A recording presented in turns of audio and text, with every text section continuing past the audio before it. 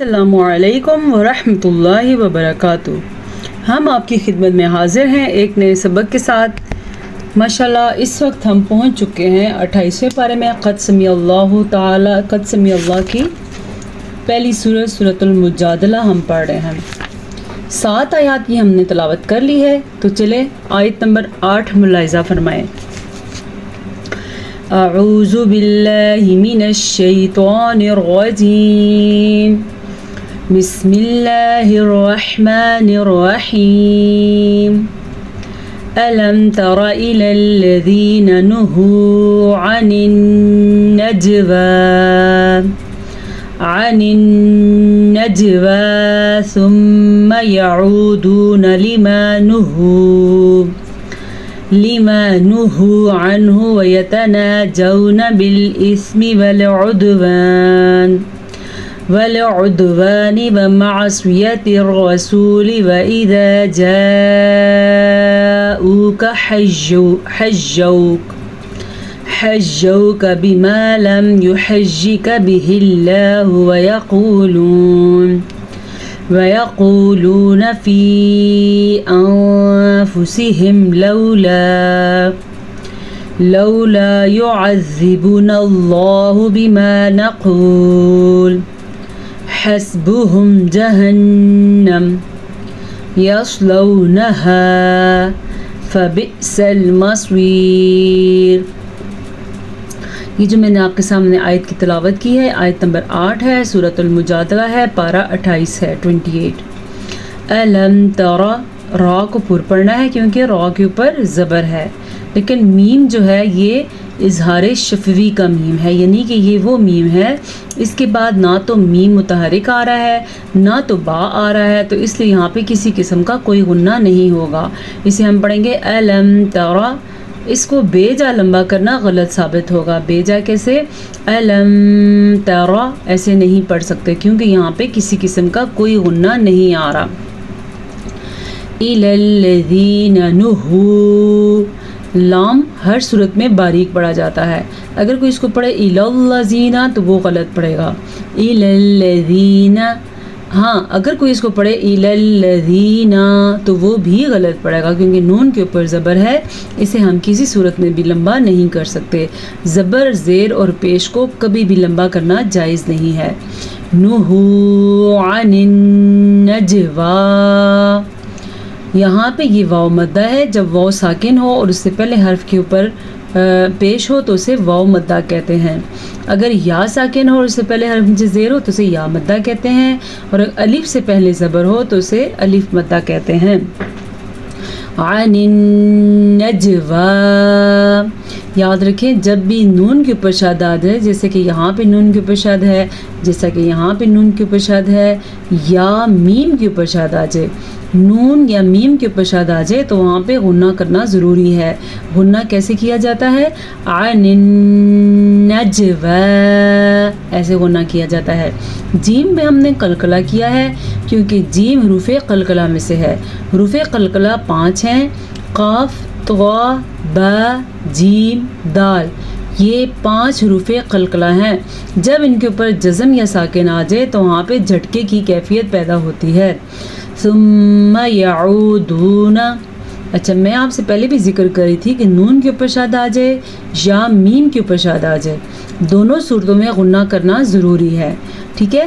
ہاں ایک غلطی جو کامن کی جاتی ہے وہ یہ کی جاتی ہے کہ میم کے ساتھ الف بھی ڈال دیا جاتا ہے۔ الف کیسے؟ ثم، یہ ایسے غلط ہے، ایسے پڑھنا غلط ہے کیونکہ میم کے اوپر صرف زبر ہے، الف نہیں ہے، تو اسے ہم کیسے پڑھیں گے؟ ثم يعودون، یہ بھی واو مدہ ہے، یہ بھی واو مدہ ہے، یعنی عین پیش واو عو، یہ واو مدہ، دال پیش واو دو، یہ بھی واو مدہ۔ ان کو تو ہم لمبا کر سکتے ہیں لیکن یا اور نون کو کسی صورت لمبا نہیں کر سکتے کیونکہ یا پہ بھی زبر ہے اور صرف نون پہ بھی زبر ہے۔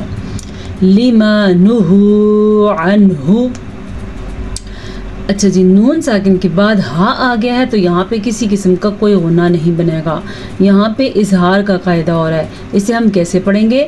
عنہ، اگر کوئی اس کو ہو پڑھتا ہے تو غلط ہو جائے گا، کیونکہ یہاں پہ اخفا نہیں ہو سکتا.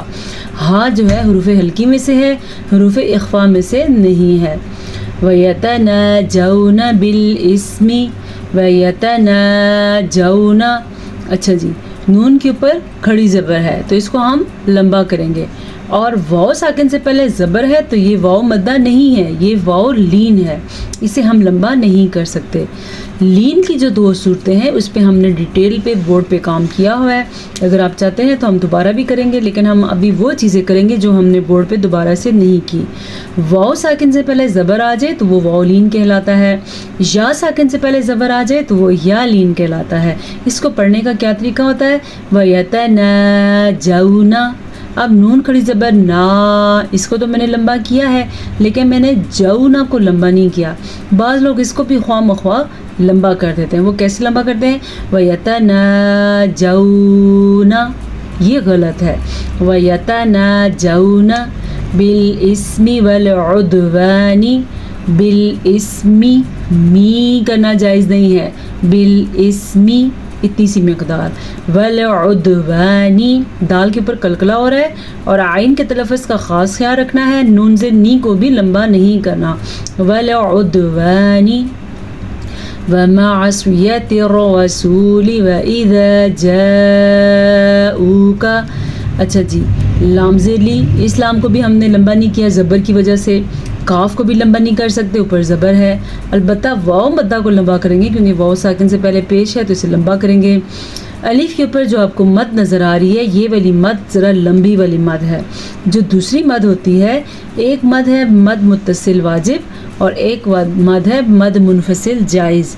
یہ جو مد ہے یہ 5 سے 6 حرکات عربیہ کے برابر ہے، یعنی کہ اس کو 5 سے 6 سیکنڈ تک لمبا کرتے ہوئے جانا ہے. کیسے؟ جاؤکا، حجوکا. ہا کے تلفظ کا دھیان رکھنا ہے. ہیو کا پڑھیں گے تو یہ تو ہا پڑھا ہی نہیں، آپ نے میننگ آپ نے غلط کر دیا. نہیں بھئی، آپ نہیں کر سکتے ایسا، جیسا لکھا ہے ایسے ہی پڑھے. کیا لکھا ہے؟ حجوکا. پھر سے واو لین کو لمبا نہیں کر سکتے، یعنی کہ حجوکا یہ نہیں پڑھ سکتے. حجوکا. بما لم یحجک، یہ اظہار شفی کا میم ہے، یعنی یہاں پہ غنہ نہیں کر سکتے. یحجکا میں یا اور حا ان کی حرکات کا خیال رکھنا ہے. خیال کیا رکھنا ہے؟ ان کو لمبا نہیں کرنا. یعنی کہ بعض اوقات اس کو لمبا کرتے ہیں، یحجکا ایسے عام طور پہ پڑھا جاتا ہے. ایسا پڑھنا جائز نہیں ہے، اس کا میننگ بدل جاتا ہے، یہ قرآن بدل جاتا ہے. اس کو ہم پڑھیں گے یحجک بہ اللہ ویقولون. جی ویقولون یہ غلط ہے. ویقولون ان دونوں کو ہم لمبا کریں گے کیونکہ یہ واو مدہ ہے اور یہ بھی واو مدہ ہے. فی انفسہم. اچھا جی، جو مد آپ کو اس یا ساکن کے اوپر مد نظر آ رہی ہے، اس مد کو ہم 3 سے 4 حرکات عربیہ کے برابر لمبا کر سکتے ہیں. کیسے؟ فی انفسہم. اس مد اور اس مد میں یہ فرق ہے، اس کی مقدار تھوڑی کم ہوتی ہے اور اس کی مقدار تھوڑی زیادہ ہوتی ہے. انفسہم. نون ساکن کے بعد حروف اخفا میں سے فا آیا ہوا ہے تو یہاں پہ اخفا کا قاعدہ ہوگا. کیسے پڑھیں گے؟ انفسہم. نون کو کچھ چھپانا بھی ہے اور غنہ بھی کرنا ہے. لولا یعذبنا اللہ. لولا یہ ہے واولین اور یہ ہے الف مدہ. ٹھیک ہے، واولین اور الف مدہ. یعذبنا اللہ، اللہ کا نام پور پڑھنا ہے کیونکہ اللہ کے نام سے پہلے زبر ہے. بما نقول، موٹے قاف کا خاص دھیان رکھنا ہے اور واو مدہ کو ادا کرنا ہے. اگر کوئی اس کو پڑھے گا ناقول تو اس نے غلط پڑھا. یہ ناقول نہیں ہے، یہ ہے نقول. حسبہم جہنم. پھر سے ہا کا دھیان رکھنا ہے اور ہا کا دھیان رکھنا ہے. یہ ہے ہا اور یہ ہے ہا. ادا کرتے ہوئے اس کے فرق کو واضح واضح محسوس کریں. حسبہم جہنم یہ چھاتی سے نکلتا ہے. یصلونہا، سواد کو پر پڑیں گے کیونکہ سواد حروف مستعلیہ میں سے ہے اور الف مدہ ادا کریں گے. ہا یہ کیا ہے؟ الف مدہ ہے اور چھاتی سے ہا کی آواز نکلے گی. فبئس المصیر، حمزہ جھٹکے کے ساتھ ادا کیا جائے گا اور صاد کو پر پڑھیں گے۔ آج کے لیے یہ ایک آیت کافی ہے۔ اس صورت میں آیات کچھ لمبی ہیں، اس لیے ہم ایک ایک آیت کے ذریعے آگے جائیں گے۔ اور اب چلتے ہیں آج کے قاعدے کی طرف۔ واو مدہ بھی ہم نے پڑھا ہے، ادغام بالغنہ ہم نے پڑھا تھا، ادغام بلا غنہ ہم نے نہیں پڑھا تھا۔ اب ہم بورڈ پہ پڑھیں گے ادغام بلا غنہ کے بارے میں۔ ادغام کی دو اقسام آپ نے پڑھی، ٹھیک ہے۔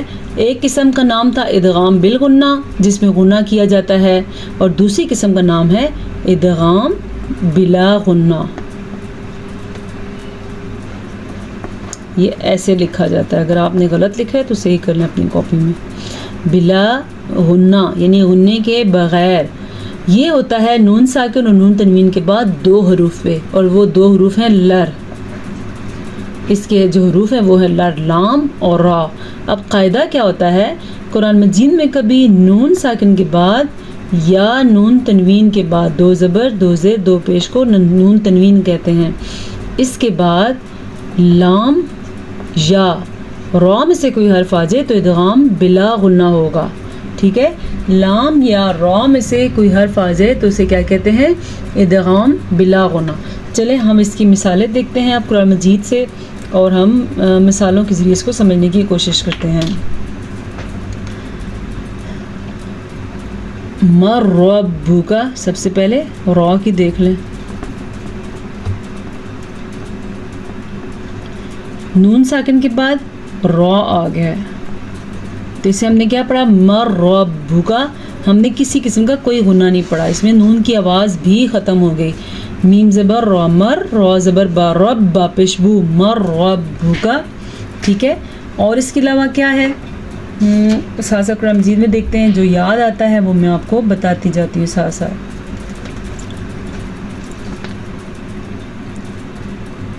یومئذ للمکذبین، یہ ہے نون تنوین کی مثال۔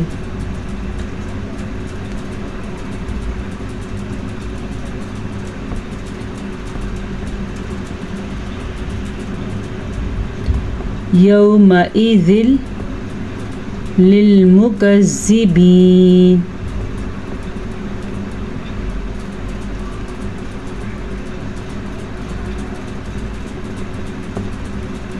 نظر آ رہا ہے آپ کو، یہ آ گئی نون تنوین کی مثال۔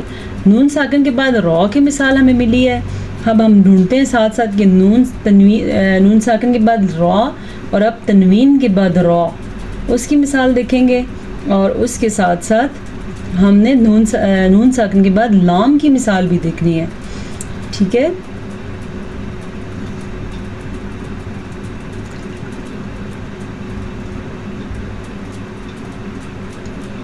جی لَإِلَّمْ، لام کی مثال نون ساکن کے بعد کیا ہے، لَإِلَّمْ، لام زبر لا حمزہ زیر یہ، لَإِلَّمْ،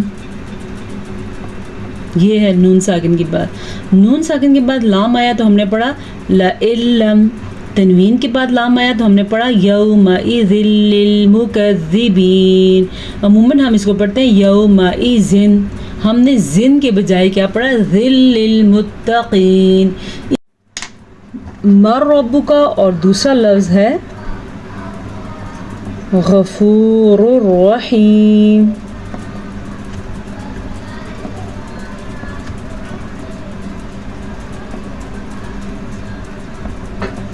یہ ٹھیک ہے۔ ایک لفظ ہو گیا مر ربک کا نون ساکن کے بعد را آنے کی وجہ سے، اور دوسرا لفظ ہے غفور الرحیم، تنوین کے بعد را آنے کی وجہ سے یہاں پہ نون کی حیثیت ختم ہو جائے گی، یعنی کہ نون تنوین کی حیثیت ختم ہو جائے گی۔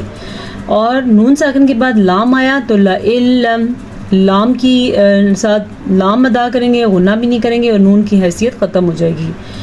تنوین کے بعد لام آیا تو ہم نے کیا پڑھا، یومئذ للمکذبین، یہاں پہ بھی نون تنوین کی حیثیت ختم ہو گئی۔ اتنا سبق ہے اور یہ آج کا قاعدہ ہے۔ امید آپ کو اچھی طرح سے سبق سمجھ آ گیا ہوگا۔ انشاءاللہ آپ سے پھر ملاقات ہوگی نئے سبق کے ساتھ، تجوید کے نئے رول کے ساتھ۔ السلام علیکم ورحمۃ اللہ وبرکاتہ۔